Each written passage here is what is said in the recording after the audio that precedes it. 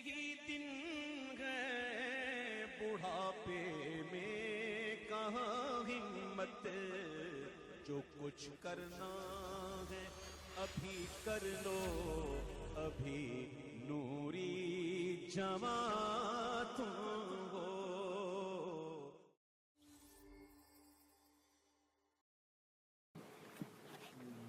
A few merits of sacred knowledge, a few merits of learning knowledge. Sayyidina Muawiyah radiallahu ta'ala anhu reports, the Messenger of Allah sallallahu alayhi wa sallam said, when Allah wishes good for someone, He bestows upon him the understanding of deen. مَنْ يُرِدِ اللَّهُ بِخَيْرٍ يُفَقِّهُ فِي الدِّينِ. When Allah intends good for you, जब Allah ta'ala तुमसे भलाई का इरादा फरमाए, तो अल्लाह ताला तुम्हें दीन की समझ, दीन का इल्म अता फरमाता है। आज जो हम बैठे हैं, यूं समझो कि अल्लाह ताला ने हमसे भलाई का इरादा फरमाया। Chosen servants, bondsmen of Allah subhanahu wa ta'ala, sat here today. Whereas you could have been outside, you could have been at home. Or for some people, even in their cozy beds. And alhamdulillah, you are the chosen servants of Allah subhanahu wa ta'ala. You have spared that time to come here. Allah subhanahu wa ta'ala is intending good for you. That's why He is granting you this knowledge, which He doesn't give to everyone and anyone. He gives it to His chosen servants. As Sahl ibn Sa'd radiallahu ta'ala reported, the Prophet ﷺ said to Sayyidina Ali karamallahu wajhul kareem, by Allah, if a single person is guided by Allah through you, oath on Allah, if one person is guided to the straight path because of you, it will be better for you than a whole lot of red camels. You must be thinking, what is the value of red camels? Red camels in those days is an equivalent to a Mercedes or a Ferrari or a Bugatti, not even a Toyota, yeah? Remember that. A Ferrari. Elite cars. Yes? For one single person to be guided to the straight path because of you, because you guided them to the straight path through knowledge that you learnt, is better for you than to have a whole lot of camels. And then, subhanAllah, beautiful hadith of Sayyidina Abu Darda radiallahu anhu, just as a pretext to this, what happened was Sayyidina Abu Darda was in Damascus, Syria. And there was a man who came. He was in the masjid. Sayyidina Abu Darda radiallahu anhu was in the masjid. The man came into the masjid and he did salam to Sayyidina Abu Darda, Assalamu alaikum. Sayyidina Abu Darda replied back to the salam. And the first thing Sayyidina Abu Darda asked him, why have you come here? Why have you come to me? Is it because of a business transaction that you need to do in Damascus? Is it because you wanted to meet someone? Is it because you wanted to roam around? Is it because you wanted to go for sightseeing? He said, by Allah subhanahu wa ta'ala, no. Not a single thing what you just mentioned, just for the sake of learning knowledge. Just for the sake of hearing a hadith which you had directly heard from the Prophet sallallahu alaihi wasallam. So then what does Sayyidina Abu Darda mention? He mentions this hadith. He says, the Prophet sallallahu alaihi wasallam said, he who follows a path in quest of knowledge. When you come out of your house to learn knowledge, Allah will make the path of Jannah easy for you. من سلك طريقا يلتمس فيه علما سهل الله له به طريقا إلى الجنة. When you set off from your house to learn knowledge, deen, ilm deen, you are in actual fact treading the path that will take you towards Jannah. What is the route towards Jannah? The route towards Jannah is that we actually spare our time, spare some time that we have and learn the knowledge. Visit the ulama, righteous ulama of the Ahlul Sunnah wal Jama'ah. Sit at their feet and acquire knowledge. This is the path which will guarantee you a place in Jannah. And Sayyidina Abu Darda radiallahu ta'ala then continues saying, وَإِنَّ الْمَلَائِكَةَ لَتَضَعُ أَجْنِحَتَهَا لِطَالِبِ الْعِلْمِ رِضًا بِمَا يَصْنَعُ. The angels, the infallible creation of Allah, lay their wings under the feet of those people who acquire sacred knowledge. When you come out of your house as a student of sacred knowledge, you are not walking on concrete, tarmac. You're walking on a path that is filled with the angels having lowered their wings. How fortunate, how lucky are you?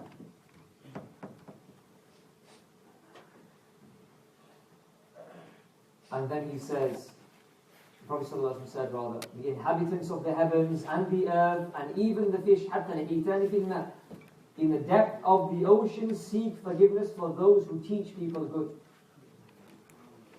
Every single thing in the entire universe makes istighfar. Oh Allah, forgive this person. He is disseminating sacred knowledge to the people. And then the Prophet ﷺ said, the superiority, excellence of the learned man over the devout worshipper is like that of a full moon to the rest of the stars. How brightly does the full moon shine? And then the Prophet ﷺ said a beautiful thing, the learned, al-ulama warathatul anbiya. Remember this. When we pass away, when we die, जब हमारा इंतकाल हो जाए, जब हमें मौत आए, तो वारिसीन के दरमियान हमारा माल तकसीम कर दिया जाता है. Today, actually in India, in Pakistan, I don't know if Pakistan, in India, it's a reality. Brothers are quarreling with one another in terms of the land that they inherited, because the land is being now bought by the government for ludicrous amounts of money. They said, remember, you've gone to the UK, you cannot partake in a share. You've been given your share, you've been given a ticket to the UK, which we deem as Jannah in those days. This is waratha, this is the inheritance that we quarrel over one another for. Fight over one another for. What is the inheritance of the prophets? Knowledge. Ilm. If you acquire knowledge, you are the heir of the prophets, the messengers of Allah subhanahu wa ta'ala. You don't get worldly possessions, but you get the best in this dunya, you'll get the best in the Aafiyah. And then the Prophet ﷺ said, فَمَنْ أَخَذَهُ أَخَذَ بِحَظٍ وَافِرٍ. Whoever acquires knowledge, he has taken a great portion of it. One final hadith from the Prophet ﷺ, I think I will conclude on this point, on this hadith. Remember this. When death will come, and no one sat here today or listening at home has a guarantee that they will live for the next morning. No one knows when the appointed time will come. No one. كُلُّ نَفْسٍ ذَائِقَةُ الْمَوْتِ. Every soul shall taste death. When death will come, you cannot ask, you cannot plead to the angel of death, he is a fiver, give me some respite, I'll go back to the dunya, I'll make up for the missed prayers, I'll try and attend the sacred gatherings of sacred knowledge, I'll make up for whatever mistakes I have made, I will acquit myself of the responsibilities I bind in my shoulders, I will fulfill the rights of Allah, the rights of His slaves. You cannot do that. It's finished, khalas. It's a one-way route. All your deeds are cut off, severed.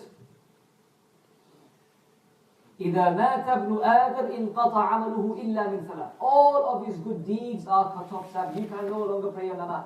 You can no longer keep fasts. You can no longer sit and abilate around the Kaaba. You can no longer go for Hajj. You can no longer spare some time to recite the Quran. You can no longer spare some time to reconciliate between those people who you had enmity with.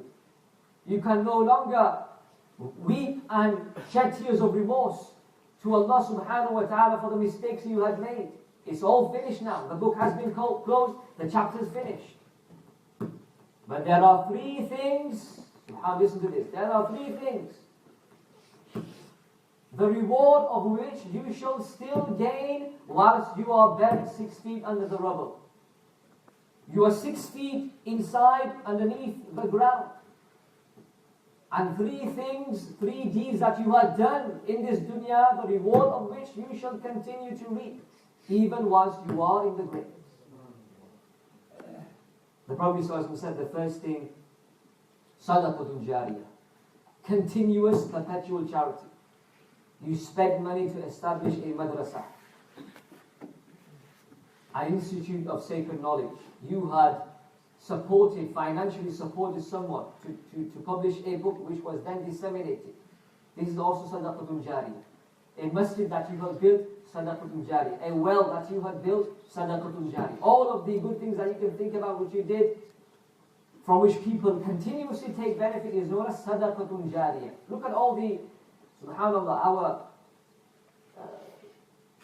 forefathers, our Muslims, the people who were before us, who came in 1960s, 1970s to the UK and established this beautiful mosque. They are continuously receiving the reward of every single person who comes to this masjid to learn knowledge, to recite the Quran, to recite Salawat on the Prophet sallallahu alaihi wasallam. Anyone who sits here and does an act of worship, they will be getting the reward for it. Perpetual charity. It's not like a bank balance. But once you die, it's cut off. This is a bank balance of the unseen, that whatever you've deposited, it will increase further and further and further. Allah will multiply the reward for whomever He wishes. And the second thing the Prophet ﷺ said is, ilmun yuntafa'u, knowledge from which people should benefit. If you learn something today, I earnestly ask you, or inform you, pass this knowledge to someone. Bring someone to gatherings of sacred knowledge, because by Allah, if one person was guided because of you, and he changed his life because of you, that is known as beneficial knowledge. He changed. He changed his entire family. His generation, his progeny changed. Became better Muslims because of your invitation to that person to come to the gatherings of sacred knowledge. You will still reap the accumulative reward of every single person who acted upon your one word of advice. Even whilst you are in the grave, you will still get all the accumulative reward. عِلْمُ يُنْتَفَعُ. And the Prophet said at the end, أَوَلَدٍ صَالِحٍ يَدْعُو لَهُ, or pious children who make dua for him. When you die, your children are not going to benefit you at all. All those Mercedes, Lamborghinis, the Lexuses, the Jaguars that you are left behind, they are theirs. They're not going to come in a Jaguar and say, beep beep, Dad, I'm here today, look at me. Khalas. The only way that your children, your progeny, your next generation will benefit you is when they come to the mosques, when they learn the sacred knowledge, when they recite the Quran, when they themselves implement the teachings of Allah and the Prophet ﷺ on themselves. This is something that you will get the reward of even whilst you are in the grave. Don't aspire and don't intend for your children to have valleys of gold. I want my child to be the richest man, to be the next, who's that guy? Bill Gates. The next Wayne Rooney doesn't have much knowledge, by the way. This going around a spherical object and trying to hit it in the net. So try and aspire for something great, inshallah. Whatever money they will have will be destroyed, will perish.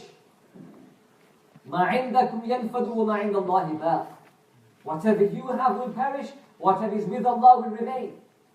كُلُّ مَنْ عَلَيْهَا فَانٍ وَيَبْقَى وَجْهُ رَبِّكَ ذُو الْجَلَالِ وَالْإِكْرَامِ. Every single thing, every single person, every single object, every single possession that you have will perish, will destroy, will be destroyed, will be annihilated. The only thing that will remain is what you have deposited forward for the akhirah for yourself.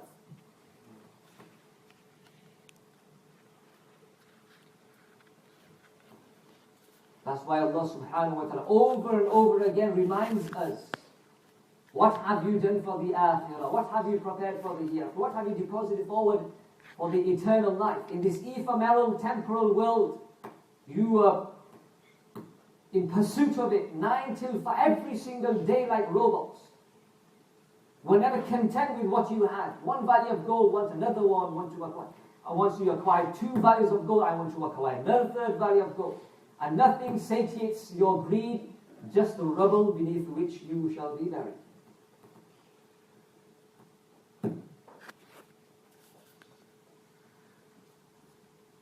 وَلْتَنْظُرْ نَفْسٌ مَا قَدَّمَتْ لِغَدٍ.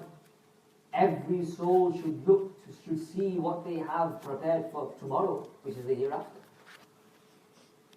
Sadaqah jariyah, perpetual charity.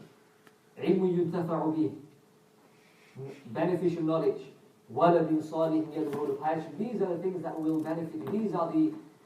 This is the money that you have deposited. These are the assets that you have deposited in the bank of Allah subhanahu wa ta'ala, that you shall see the reward of on Yawm al-Qiyamah when you need it the most. And we shall conclude at this point and pray to Allah subhanahu wa ta'ala that He gives me and everyone the tawfiq. Firstly, purify our intentions, and secondly, for us to have this passion, this keen interest in acquiring the sacred knowledge. And most importantly, may Allah subhanahu wa ta'ala give me and everyone the tawfiq to do amal, to practice whatever we've learned. Ameen ya Rabbil Alameen. Allahumma salli ala Sayyidina Moulana Muhammad, ma'adil al-judi wal-karami wal-ali wa sahbihi wa barik wa sallim. اللهم انفعنا بما علمتنا وعلمنا ما ينفعنا وزدنا من فضلك علما يقربنا منك برحمتك يا أرحم الراحمين. اللهم آت نفسي تقواها وزكيها أنت خير من زكاها أنت وليها ومولاها فاغفر لها. اللهم إنا نعوذ بك من علم لا ينفع ومن قلب لا يخشع ومن نفس لا تشبع ومن دعوة لا يستجاب لها. ربنا تقبل منا إنك أنت السميع العليم وتب علينا يا مولانا إنك أنت التواب الرحيم. إن الله وملائكته يصلون على النبي يا أيها الذين آمنوا صلوا عليه وسلموا تسليما. صلى الله على سيدنا مولانا محمد صلى الله عليه وآله وصحبه وبارك وسلم ما هو أهله. سبحان ربك رب العزة عما يصفون وسلام على المرسلين والحمد لله رب العالمين.